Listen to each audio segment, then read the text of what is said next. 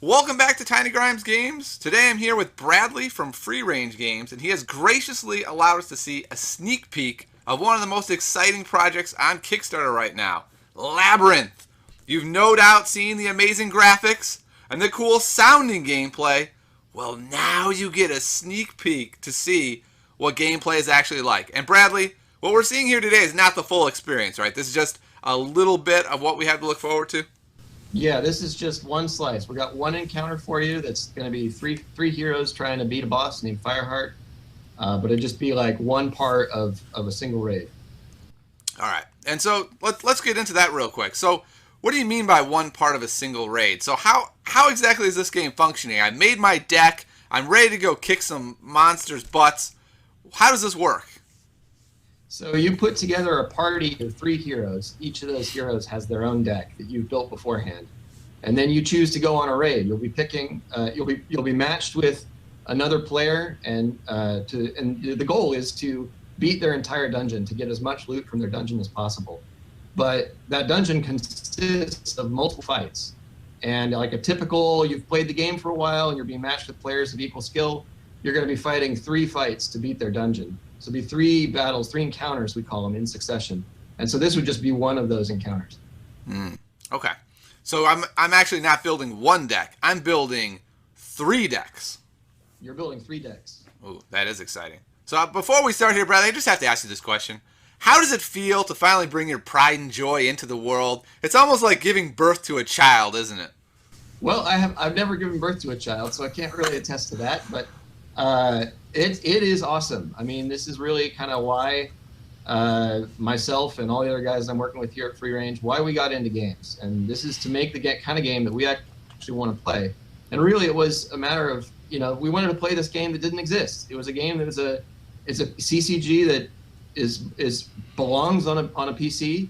And it's a CCG that combines itself with an RPG. So it's got we got the 3D gameplay, we got the cards going on, we got the tactical gameplay, and really just kind of taking that CCG concept to the next level.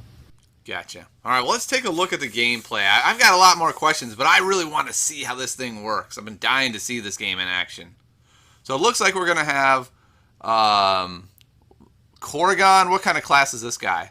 So Corrigan Twiceborn, he's our Blade Master. So he's kind of the tank. He anchors the fight. He's dealing a lot of melee damage. He's really good at taking out lots of small guys, but he's really going to be the center of your battle. And then your next guy here, we got Edric Falstaff. He's a thief. So he mainly is about dealing burst damage. He needs to protect himself with stealth and move into position. He might be moving in to take out, other minions that come into the fight. And then the last one, we got Lavella Startouch. She's our priestess. And she supports the other guys. She helps them draw cards. She heals them as the fight goes on. And then she's got some of the best AoE in the game. And I'm guessing these aren't the only three classes that we'll have available to us, that there is a wide variety of people you can choose from? Yeah, absolutely. So there's a fourth discipline we're not seeing here, and that's wizardry. And wizardry is all about, really, really big AoE spells, ranged, fireballs and that kind of thing. And then also some really cool kind of subtle crowd control and stuff like that. Okay. All right. Let's get into this game. I'm itching to see how it works. All right. So we see here we got our mulligan screen. That's about what you would expect in any CCG. So we're going to pick a few cards here that we don't really want to start with. Don't really need healing at the beginning. So right here from the start, we're seeing this is a card game. We have a deck. We're mulliganing. We're a card game. But now we see we're not just a card game, because I see a big, cool looking monster over there. Yeah. So we got right here what we're seeing here. This is Fireheart's lair. So this would be the first of three locations you'd fight. Now, one thing about our dungeons is, well, we're not really calling dungeons. That's why we call them labyrinths. They're not really like a room connected to a room. One of the things about the game is that you're going to be visiting all these different places. You travel through these portals to go from place to place. So our environments really they run the full gamut of the kinds of places you would see in a fantasy world. And here he's hanging out in his caldera of lava, and he's just wanting to smash anybody who comes in. Very nice.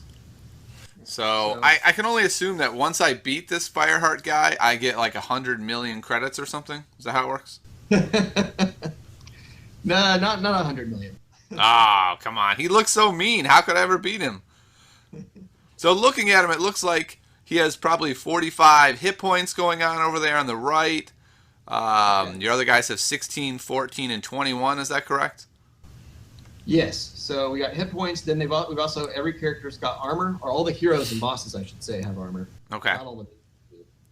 And then what's the 0 mean? Is that their attack?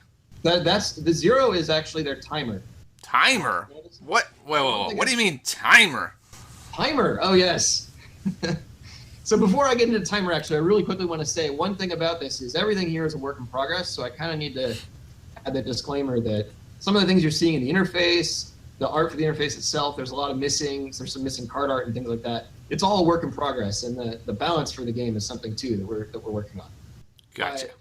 Timer. So one thing that really distinguishes this game from other CCGs is that our resource system. Our time is your resource. So you see each of the characters here, they've all got a 0. That means that right now they can all act on this turn. But you see the numbers on the cards, you see that's actually a little stopwatch. That's the number of ticks, or the number of turns that card costs. So if I was to play this Fury Strike right now, he'd be waiting 11 turns before he's able to do anything. Now obviously that seems kind of crazy, but the way that the card works is it gets cheaper the more Fury he has. So I'll get into Fury in a second. But you look at some of these other ones, he's got this basic attack here. If I play his Ghost Bite, that's his sword swing, then that only adds 3 ticks to his clock. So basically he'll be able to act in another 3 turns.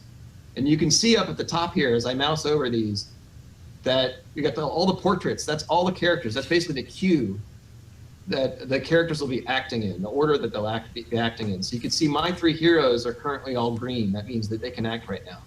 But you can, if I mouse over the Ghost Bite, you can see now, and he's got a little 3 underneath. That means that that's the next time he's going to be able to act. Gotcha. So, thing is, he's a melee character, so there's nothing he can really do here. With his turn, so you can go ahead and pass. Can he just Ghost Strike the air? The Ghost Bite needs a target. So Oh, you okay. can't play it for that reason. So I have a question for you. What made you think that, hey, we don't need to do one of the 2 established systems, either the Magic model, sort of the old school model, or what many consider the new school model of the Hearthstone model, just you're ramping up, this is what you're going to do. This seems like there's a lot more strategy and depth to this type of resource system. Is that what you were going for here? Yeah, absolutely. And we were also going for something that really felt more like an RPG, in that it kind of feels more like a cooldown system that you would experience, in a game like World of Warcraft. And then the other thing is it really does some really good things for us with just the flow of getting cards in and out of the hand. That we're not just relying on cards being drawn, once per turn, and then mana growing once per turn, but that right away you can think about, well, I can use my most powerful ability right away, but I'm gonna have to wait before I can do the next thing. So it really gets you thinking about what you can do on every turn. Yeah, that's really interesting. So you could try to build some sort of crazy combo deck that's like either win turn 1 or I'm down for 10 turns while Flameheart has his way with me. Absolutely. Now the defense also works on the same system. So you'll see in a moment here when I'm done with my turn, which I will be. Let's see. I'm gonna get a shot off. So we're actually gonna play shotgun here. Shoot him. Shoot that Flameheart. Shoot him.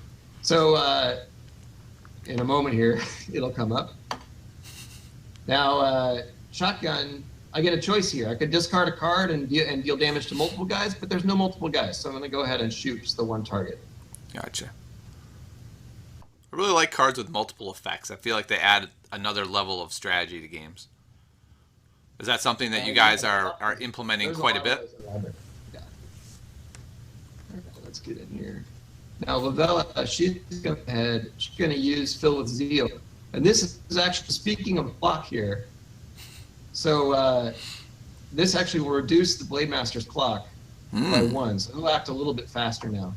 Interesting. That's one of the things that she can do. She can help to kind of manipulate all the resources to support the other characters. Okay. So this is now, Flameheart's going to go ahead and take his turn. How dare he? So he summoned. Oh! Yeah, bad luck for me. He just summoned Whoa. a fire golem. He hits really hard, so you can see he's got 10 attack and 5 health. It's pretty easy to take out. In fact, I'm going to do it right now. Wow. But I took 10 damage before that happened. Oh my. Who took the damage? Was that your tank? That was my thief here. Your thief. Uh-oh. You better heal him up. Whoa. What was that? Oh yeah. So we're one thing is we really tuned this fight to be pretty hard, a pretty big challenge. I'm seeing that. Fireheart is kicking your butt. I don't know if you see this. All right. So one thing I got to do here with my other, I need to back them off a little bit so that I can let the Blade Master take the brunt here. Okay. So if he's the only guy in range, he's the guy that Fireheart will attack. Is that how that works? Yeah. Yeah. Okay. And do some bosses have ranged attacks? Yes. Okay. Yeah, in fact, we'll run the full gamut on the kinds of things that bosses do. So some bosses might teleport around and only attack your guys. Some guys, like Fireheart, he's sort of a big, slow guy, and he just hits the nearest guy. One of the bosses, he doesn't even move. Oh, wow. He's just got this huge attack that hits the whole board. That you've got to get up in his face to take him out. Very interesting. So I'm going to go ahead and do a little damage and heal at the same time. So one thing you can see here with the Priestess, so she's got this extra resource called Devotion. It's this yellow bar down here. And that's a resource that just the Faith characters have, and they can use it to basically boost certain spells. There are a lot of spells that say, do this, but if you spend some Devotion, do this as well, or do this instead.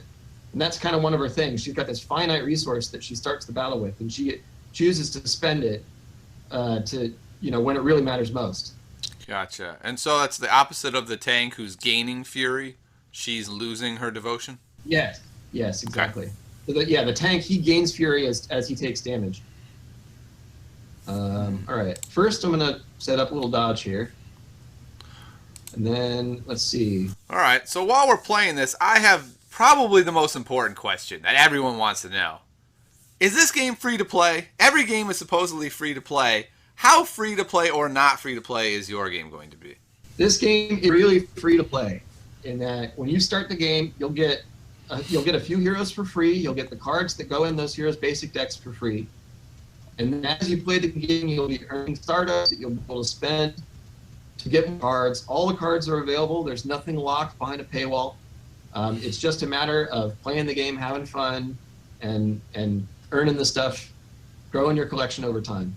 Okay. Well, since you have to play the game to have fun to earn your collection, are you going to do the typical, well, you can only play twice today, but we'll see you back tomorrow? Nope.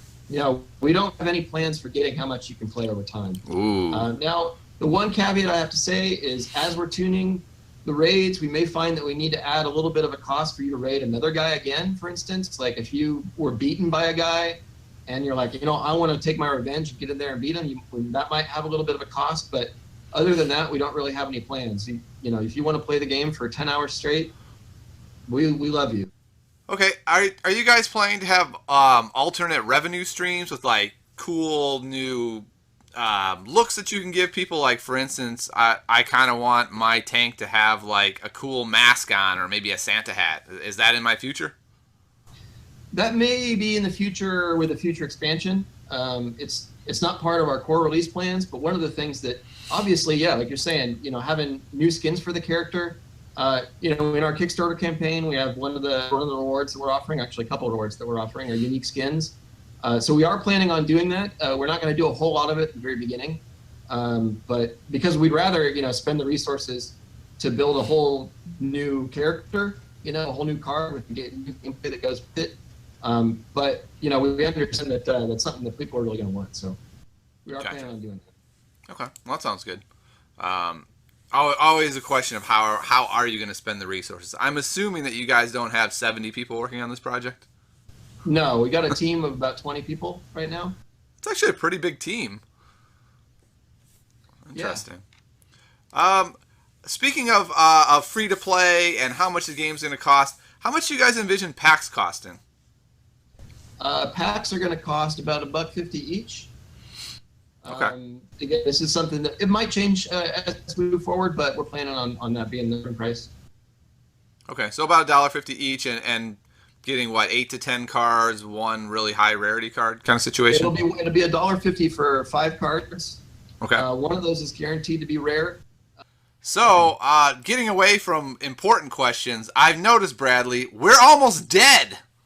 Yes.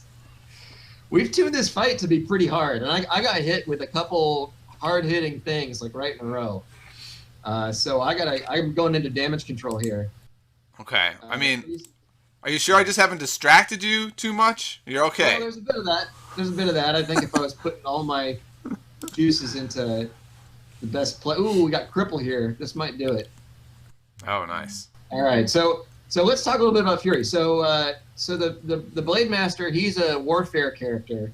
And warfare characters, like I mentioned before, they gain Fury as they take damage. So he's all Furied up. He's got 10, which is actually the maximum. Oh, I see that. It's time for me to spend a little bit of Fury here. So I got 2 Fury strikes. They only cost 1 tick to play, and they spend all my Fury. Or I could... The cripple kind of does the same thing in a different way. So Fury Strike is going to be what I'm going to do here. And that's the card that was going to cost us 11 before, right? Yeah, but now it only costs 1. So, and now, let's see. Fireheart, take that. Yeah, take that. Now the Thief is going to do one of his little fancy moves here. Ooh. Stick and move. He's gonna poke him, and then he's going to take a jump back and gain stealth, so he can't be hurt now. And the Blade Master, he's going to get in the way between those two. He looks like he's going to die, though. You okay with that? Well, he's got 2 armor, and he's got 6 health. He might be able to live through another turn. Okay. I don't have... he's got a couple of his own healing spells. Seems to me like you just hit him with all your spells, and then, if he doesn't get to move again, then he doesn't. Yeah, we're kind of crossing our fingers right now. Okay. Oh! Priestess goes down. Oh, that's not, I thought he was safe, or she was safe. Well, it was a ranged attack from the Nether Stalker. No. So actually, this is kind of good news. He summoned an Ice Golem on his side, but it's going to take a couple turns for that guy to get into combat range. So that guy's way over there. So in the meantime... Another thing is, I like how much you can scroll around the screen. It looks like you can pretty much have whatever view you're comfortable with. Yeah, again, that was one of the things we really wanted to do to get you, you can get it from every angle, but we wanted to create an immersive environment. This isn't just chess, right? This is something we want you to feel like you're actually on this adventure. Yeah, there have been a number of games that are put on sort of these 3-dimensional boards, but it just feels like you said, like they're just different looking chess pieces, whereas this feels much more like you're actually in a game, in a world. Yes. So I gotta say, I do love these raids. This looks really cool, but I have a problem. Okay, Bradley, I have this problem. I have to be able to use my cards to crush other people. That's how I get joy in my life. Will this be a possibility for me in Labyrinth? Yes. So looking ahead, one of the first modes that we want to add to this game is a head-to-head synchronous PvP. So right now, this mode where you're raiding other dungeons, this is asynchronous. The dungeon deck is playing itself, and the defender has set it up to defend itself. But in a synchronous mode, you go into an arena, you've got your 3 heroes, they've got their 3 heroes, and you're going head-to-head. And it's much more like a traditional kind of CCG. That's something that we are definitely looking to add to the game during next year. It's going to be one of our first features that we would add. Wow, so we have really a combination of a PvE game and a PvP game in one box. Yes, absolutely. Ooh, that is enticing. I'm actually going to do it here. You're going to get him? Yeah, it came down to the wire, but wow. Get in the last bit of damage. I got to tell you, Bradley, I was rooting for Fireheart. He looks so amazing. I just wanted to see him own you. But congratulations for killing him. I feel good. Will the PvE stuff be fleshed out more? Like, will we see guilds and chat and ways to share our gear with our fellow friends? What do you guys envision for this?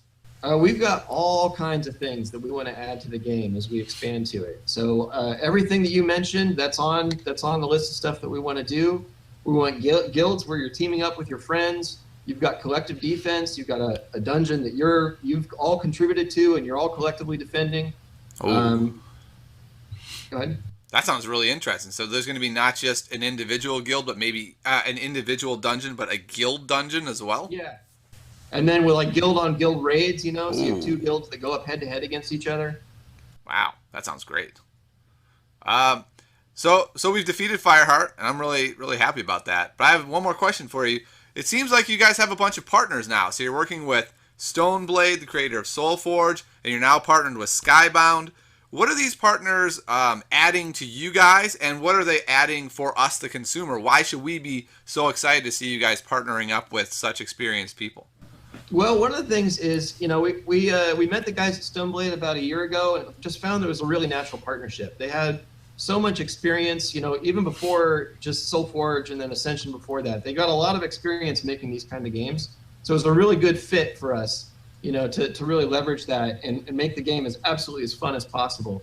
And then with Skybound, it's a matter of reach, right? You know, they've got you know, access to a lot of people. They have the tools to get this game in front of a lot of people, and they're really excited about it. We're all really happy to be working together.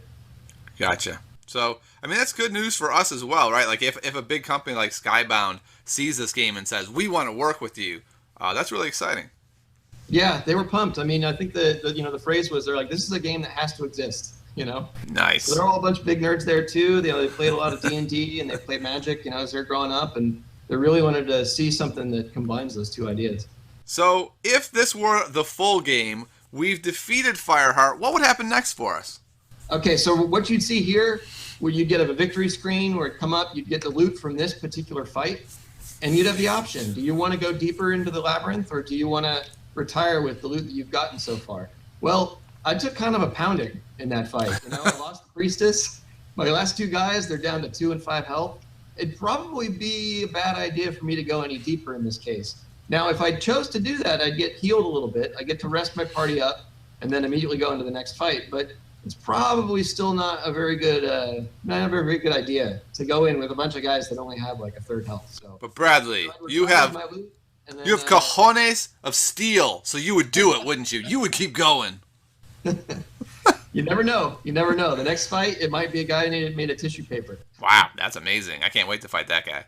And speaking of loot, what kind of loot do you get? Do you get cards? Do you get resources to buy cards? What kind of loot do you get? Now, there are a number of things that we're planning, but the main resource that you get, the main loot you get, is Stardust. And Stardust is our core resource. It's our core currency in the game. So you would use that to buy new cards. You would use that to craft new cards, or buy new packs, I should say. Craft new cards to level your heroes up, to level your Labyrinth up. And hero and Labyrinth levels go up, and it unlocks new abilities. It makes your Labyrinth bigger. It unlocks cards for your hero. So there's all kinds of stuff that you can do with that loot. Wow. Okay, so it sounds like there's a lot of depth here. It's not just simply cracking packs, assembling a deck, and rocking against the face of your opponent. But there's a lot more happening here. All these things you can level up, different ways. I imagine there's all kinds of strategies and metaing against, like, okay, the top players seem to be having this sort of defense, ergo I'm going to shift gears and go with this attack that I think beats this defense. Yeah, absolutely.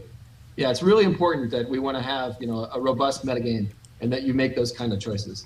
Yeah, this seems really interesting because it's in other games like this I've played where it's a PvE environment, it's a little harder sometimes to get these robust metagames, but it seems like there's a lot going on here where you will be able to find a way to have these robust metagames where people are constantly changing their defenses and then you have to change your offense to be able to work against it. It should be a lot of fun. Yeah, absolutely. We hope so. All right, well, we have about 8 days left on this Kickstarter, so anyone out there, this is your chance not just to help out a company, but in my opinion, to get in on the ground floor of something that looks really cool. I know I'm Kickstarting myself. I'm still trying to sort out exactly how much I can come up with.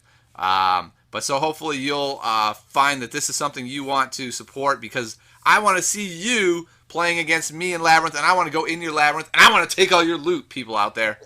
So thanks so much, Bradley, for stopping by. It was really great to see this game in action. I know I'd seen some stills of it, a little bit of video, and I was really excited to see it in action. Awesome. Yeah, thanks for having us, Kevin. Always love talking about the game. Love sharing it with people. Really love it if people come down to the Kickstarter and help us out. Give us your support. All right, I'll see you next time on Tiny Grimes Games.